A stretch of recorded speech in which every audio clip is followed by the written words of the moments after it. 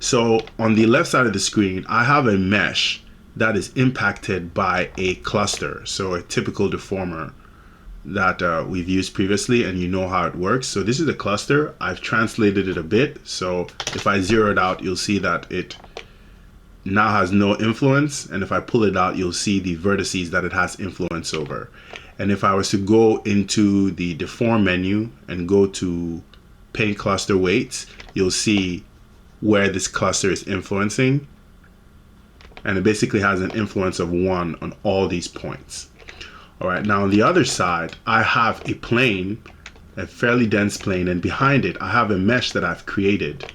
And then I isolate the mesh and show it to you. And this mesh is just derived in Maya.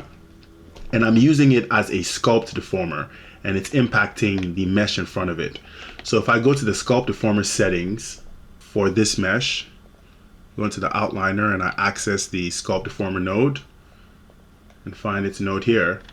If I was to play with the maximum displacement, you'll see I can either set it to a negative, but really what I want to show is that if I set it to 0, it's no longer impacting the mesh. So the mesh in front of it is only reacting because you change the maximum displacement of the sculpt deformer so that the sculpt deformer behind it can influence the front.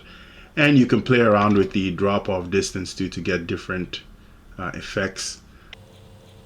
I did speak about how I was going to use this effect to create a swelling parameter for my muscles. We'll talk about that later. But for now, I just want to show that these two parameters of the sculpt deformer are impacting this front mesh. Now, component tags are a way you can tell these deformers after the fact what you want them to influence. So over here, it looks like this mesh already comes with a handful of component tags. Actually, these some of these are not were examples I created earlier. So these four I'll just delete. I created them earlier and I no longer want them. But this is where you can find component tags. If you go into the attribute editor, you see a components tag section. If I right click here and I say select components, it will show me all the components that I selected to create this cluster. And I can change that here. I can go to vertices, select all these vertices here, and say replace with selected. And now the cluster is only impacting the selected vertices. All right, I can add my own selection to. I can just select maybe in here, this internal spot here, and I can add my own component tag and just call it new cluster selection. And I can select it like this and do the replace like I just did, or I can actually just go into the cluster, and within the cluster under the deform attributes, I can come here. And you notice what this is right here. This is the main component tag that we had. So let me tear off this window by doing a copy tab, just so I have the window permanently open on the side here, so I can navigate to other windows. So if I select this, this is basically this selection set, or this component tag that's stuck in there. If I wanted to, I can take this new cluster selection tag that I made, copy it, come over here, and if I entered it in here, now that selection is all that the cluster is impacting. And you can do some really fancy things with it. You can, for instance, I can say impact the original selection that I selected, right? And it gives you a list of all of them over there, right? So if I say impact the original selection, it goes back to the original selection. But I can actually use operators to create conditions in here. So I can say impact the original selection and subtract from it the new cluster selection, the one I just did right now. And it will subtract the influence of the new selection I made. So component tags are very cool for controlling the area of influence of a deformer after the fact. But an even cooler feature of these component tags is that you can paint weights and use this feature called Falloffs. So let's take a look at this cool Falloff feature. So if I was to go into my cluster node, if I go find the cluster and I go under the deform attributes, there is a column here where you can add a fall off, right? You can use it to control the influence of the points on a softer level, right? So I could, if you don't see this column, you can right click and go column visibility and check it over here and it should show up. But if you right click, you'll see all these cool fall off nodes. There is a primitive fall off. This is the simplest one you can use. And I'm not going to go over all of them. I'm just going to show you the primitive one. And it's basically a sphere. It just added a sphere to the scene. And I can move the primitive fall off around and tell it what its area of influence should be.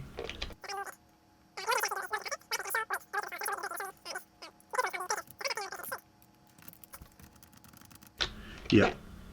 Yeah, it looks like that's the position it has to be to influence. But yeah, you should see it influencing the mesh depending on how you move the primitive around. Usually it should influence the area it's encapsulated. I think this is some weird like behavior, but yeah, these are the features of this fall off. It allows you to control the gradation of your component tag. You can right click and delete fall off. Yeah, so that's that one. And there are a whole bunch of them over here. You have a uniform one, which just sort of blends uniformly. I think it's that one. You can double click into it and start playing with this parameter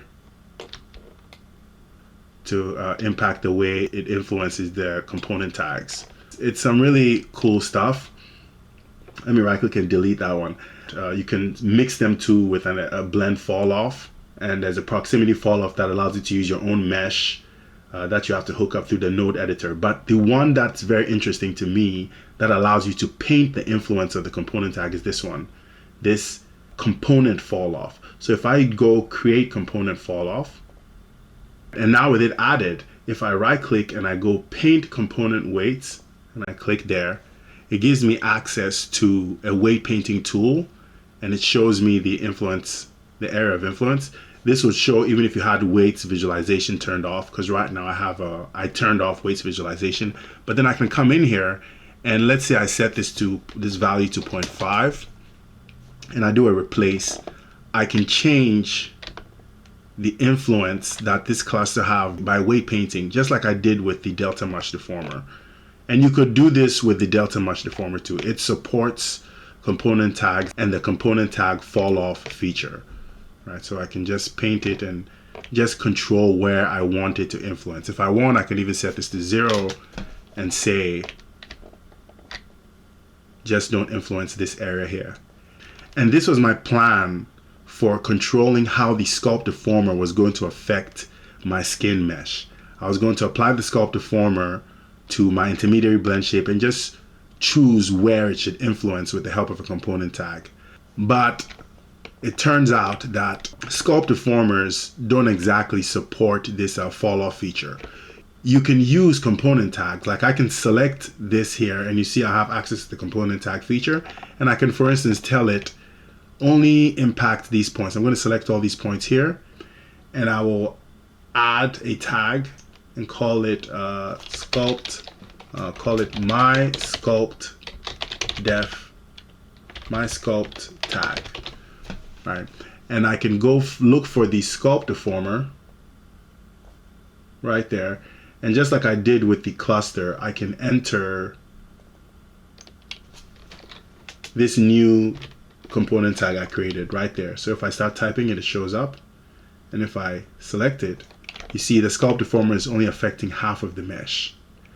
But if I go to now add a fall off, none of them are accessible because it does not support the fall off nodes. So this would be a problem. If this was my ab mesh and it was impacting my skin mesh or my intermediary blend shape node, then I'd have this harsh cutoff. If I just wanted it to affect a certain area of my intermediary blend shape, I'd have this harsh cutoff that I can't paint out. Like I can't gradiate out or just have a soft transition. So how am I going to get around that? How am I going to allow myself a way to paint in the influence of my sculpt deformer? And the way I'm going to do that is to do it through another blend shape, because the blend shape deformer does support component tags and fall offs. So my sculpt deformer is now going to have to impact my intermediary mesh via another target mesh that is intended for the intermediary mesh. So let me put this back so I can show you what I'm talking about. Let me go back to my all so that my sculpt deformer is affecting this whole thing. All right, so what I would do is, let me start off by first turning off the envelope of my sculpt deformer. So if I would come over here and I'd set the envelope to 0, and I'm only doing that because I want to simulate a blend shape target system. So I'll take this original mesh and duplicate it and move it to the side. So let's just assume that this right here is my current intermediary blend shape that I have for my KOA rig, and this one is a new target that I want to use as a target for this intermediary blend shape, right? So the sculpt deformer will be affecting this new target, and I'm basically saying you be that guy's blend shape target. So let me re-enable the envelope of my sculpt deformer, set it to 1, and let me grab my new target, grab what would be my intermediary mesh, and go deform blend shape. Let me just go test blend shape and just go create. So now that I've done that, I can go to this mesh and I enable my blend shape node. So it shouldn't be enabled right now. If I enable it, now I have what would be the effect of my sculpt deformer indirectly applied to this mesh via this new target mesh. And since blend shapes do support Falloffs or component tags, let's have a go at it and see what happens. So if I grab this mesh and I say look for my blend shape node, so there it is, and I go to the deformer attributes, I can right click and I can assign it a component falloff like I did before, right? Then I can right click here and say paint component falloff, and now here I am with the ability to paint out the influence of this effect, right? So if I was to say want to set the outskirts to, actually let me try a subtractive approach. So if I say I want to go add, but I want to subtract -1, let me see if well, I have the minimum set to -0.5. So if I was to paint, you see, I can now control the region that my sculpt deformer is influencing through this blend shape. Right, so if these are my abs and I had that harsh edge that I have from my ab mesh, I can exclude it.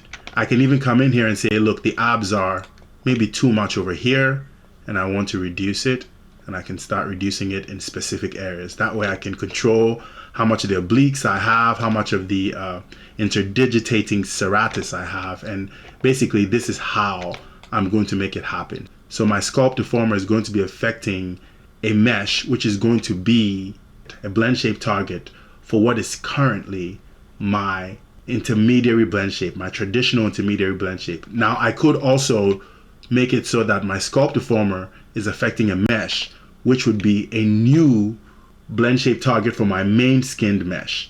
Then that way I'd be doing this painting on my main skinned mesh, but you can obviously tell why I don't want to do that.